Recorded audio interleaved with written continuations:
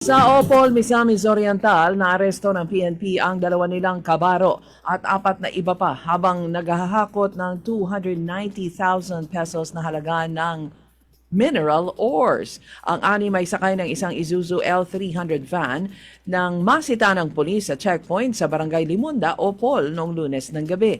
Ang dalawang mga pulis ay may mga rangkong Police Senior Master Sergeant at Staff Sergeant na nakatalaga sa Moncayo Municipal Police sa Davao de Oro.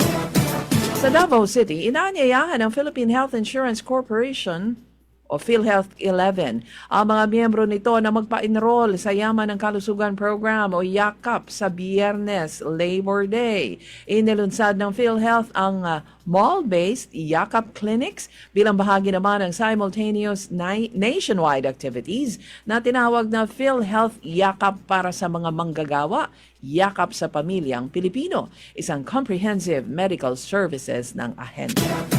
Cagayan de Oro City, nanawagan naman sa the Northern Mindanao Medical Center sa publiko na agad na magpakonsulta kung meron silang isyu sa ulo at sa leeg. Ito ay mga sakit na maaring maging daan para magkaroon ng cancer ang isang tao. Kabilang dito ang mga sakit na sinusitis, tonsillitis, thyroid disorders na goiter kung tinatawag, ear infections at cancers affecting the mouth, throat at pati na ang voice box. Sa Davao City, nais naman ng City Council na ibahan o pagbawalan ang kite flying sa Coastal Road. Kasunod naman ang serya ng aksidente na ang tali ng saranggola ay sumabit sa leeg ng mga nakamotorsiklo. Delikado din ito kahit sa mga four-wheeled vehicles ayon pa kay City Councilor Jessica Bunguyan.